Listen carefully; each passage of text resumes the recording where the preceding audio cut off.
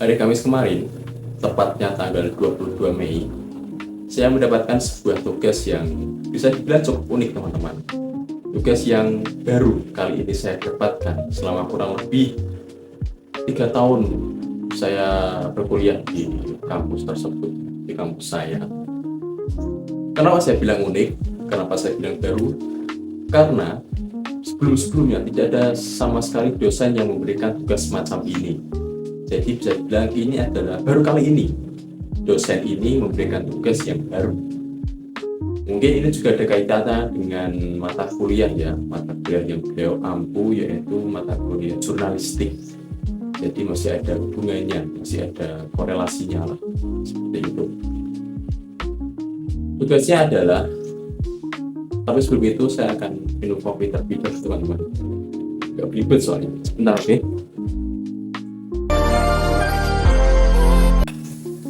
Robusta Gayo, kopinya enak. Tapi kita tidak membahas kopi ya.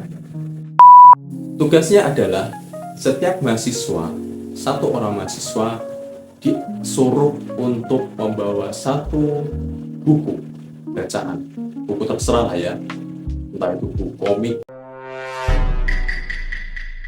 atau buku tuntunan sholat atau buku apapun lah, terserah, buku panduan, terserah lah, buku apapun itu.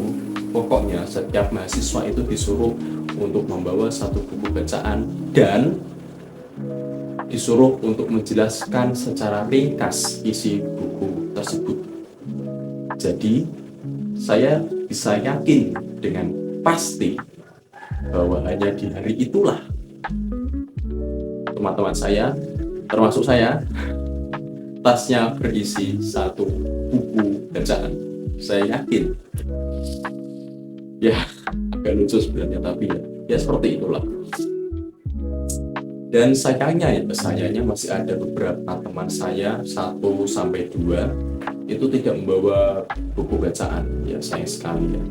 Tetapi dosen dengan kebesaran hatinya, dengan kerendah hatiannya, ya itulah, dosen ini masih menoleransi lah sikap buruk teman saya itu, atau mungkin secara diam-diam memberikan nilai C atau apa ya, saya tidak tahu.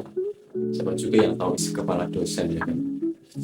Nah, dari itu teman-teman saya banyak sekali, tidak banyak, hanya satu buku, tetapi setiap satu teman dengan teman yang lain itu membawa buku yang bervariasi, membawa buku yang bermacam-macam, dari yang mulai fiksi sampai non fiksi ada, yaitu ada yang membawa buku sejarah, ada yang membawa buku biografi, ada yang membawa buku self improvement, buku-buku terapi mental itu juga ada yang membawa. Lalu ada yang membawa novel, pastinya banyak sekali yang membawa novel, dan ada yang membawa cerpen, cerita pendek. Dan saya dengan bangganya, saya membawa buku cerpen karya A.A. Nafis dengan judul Robohnya Surau Kami. Nah, dan ini respon dosen saya tidak melebih-lebihkan apalagi mengurangi. Ini adalah respon dari dosen saya ketika saya menguparkan buku tersebut, ketika saya menunjukkan cover dari buku Robohnya Surau Kami.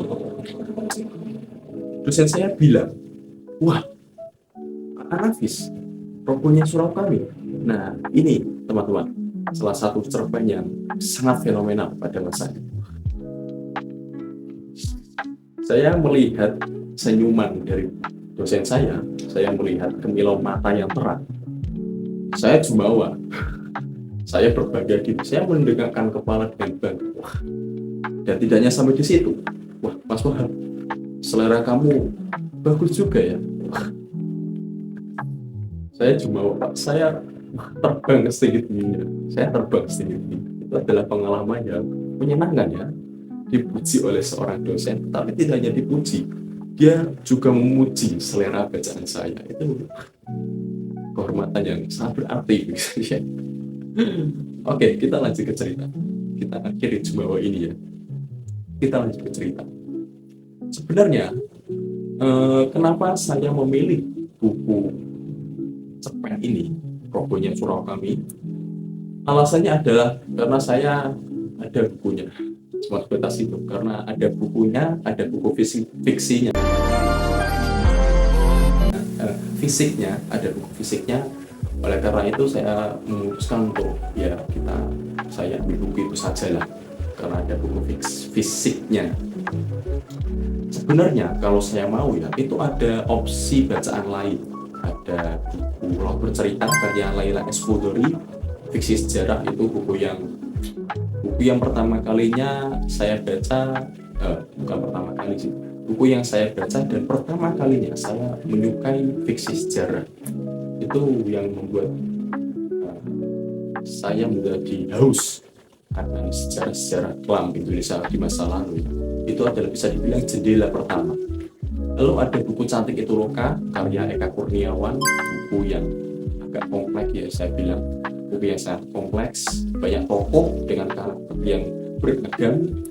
Dan pesan saya kalau membaca buku ini harus jeli, harus mengingat dengan baik setiap momen, setiap detail cerita itu harus diingat karena sangat berkaitan seperti itu. Buku selanjutnya Mokhtar Lubis dengan judul Senja di Jakarta. Itu buku yang memang masih bisa dibilang buku lama lah ya, tapi itu masih enak untuk dibaca teman-teman. Di buku itu saya bisa menggambarkan, saya bisa memvisualisasikan keadaan Indonesia pasca kemerdekaan ya, terutama pada waktu itu sedang ramainya ideologi naskah. Ya, di buku itu sering ada beberapa tokoh yang sering mendiskusikan antara ideologi tersebut, mana yang lebih baik, mana ada yang lebih efektif, dan ya seperti itu, diskusi-diskusi semacam. Lalu buku selanjutnya Ronggeng Duku Paruk karya Ahmad Tohari. Ini novel yang buat kalian yang suka dengan diksi-diksi indah, dengan visualisasi yang kuat, imajinasi yang kuat, maka buku ini bisa menjadi rekomendasi kalian untuk dibaca maksud saya. Dan bisa dibilang alur cerita dari Ronggeng Duku Paruk juga ya bagus lah, masih enak untuk dinikmati. Jadi dari keempat buku tadi ya, Laut Bercerita, terus Cantik Itu Loka, Senja di Jakarta, dan novel Ronggeng Duku Paruk, empat itu adalah salah satu empat tersebut adalah buku yang bisa dibilang bagi saya sendiri ya, bagi saya itu buku yang sangat enak untuk dinikmati. Tapi karena saya tidak mempunyai bukunya ya, dari mana bukunya? Karena saya tidak punya buku fisiknya, jadi ya akhirnya saya tidak membawa buku tersebut. Lalu dari mana bang?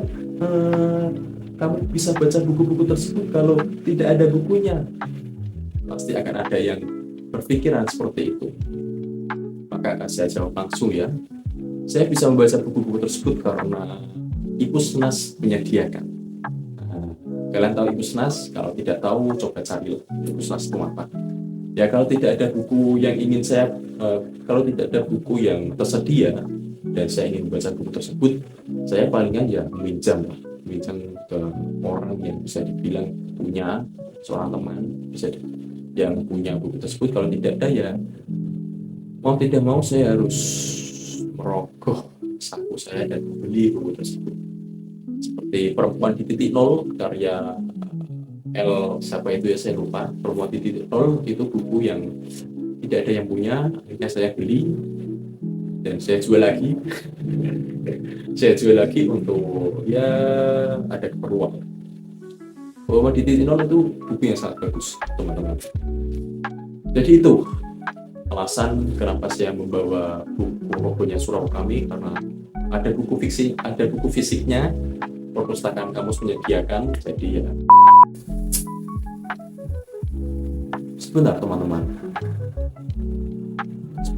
saya teringat sesuatu. Saya mendapatkan sebuah pencerahan. Tidak tidak pencerahan itu. Di video kemarin ada sesuatu yang belum saya selesaikan, ada sebuah niat yang belum ada titik terangnya, yaitu adalah tentang hukuman ketika saya tidak upload storytelling, ketika saya absen ya, ketika saya alpha. Maka sebagai bentuk tanggung jawab saya, sebagai bentuk disiplin saya, maka saya akan membuat sebuah hukuman. Dan hukumannya adalah saya akan membahas satu buku. Kalau satu buku kok banyak, terlalu lama ya. Gini, saya akan membahas satu bab dari sebuah buku, entah itu bab, entah itu poin, entah itu subbab. Akan saya baca, akan saya coba untuk pahami, lalu akan saya jelaskan ke teman-teman semuanya. Satu bab buku itu sudah cukup lah, karena kalau satu buku itu tentu memerlukan waktu yang lebih banyak, memerlukan waktu yang lebih lama. Jadi ya harus diambil satu bab lah ya. Ini tentu buku yang non fiksi ya. Kalau buku fiksi seperti novel tentu baca keseluruhan agar tahu isi cerita ya. Ya tetapi itu menjadi urusan saya lah. Ya, di hal ini akan menjadi urusan saya. Jadi kalian tidak perlu repot-repot memikirkan hal ini. Kalian hanya duduk manis dan mengkritik saya, menilai saya, menghujat saya, atau terserahlah memaki atau apapun. Jadi ini menjadi tanggung jawab saya, menjadi peran saya, dan peran kalian semuanya seperti itu tadi, mengkritik, menilai, menghujat, memaki, dan terserah kalian. Baik, itu adalah kesimpulan dari video ini, teman. Itu adalah kesimpulan dari video ini. Ya, itu hanya. Itu saja teman-teman, hanya itu yang ingin saya sampaikan. Dan sepertinya tidak ada sesuatu yang bersih lagi, jadi kita tutuplah video ini. Oke, sampai jumpa di video selanjutnya tentang storytelling, berlatih berbicara dan berlatih storytelling. Oke, sampai jumpa Bapak Suami. Hidup. Terima kasih Pak Joko.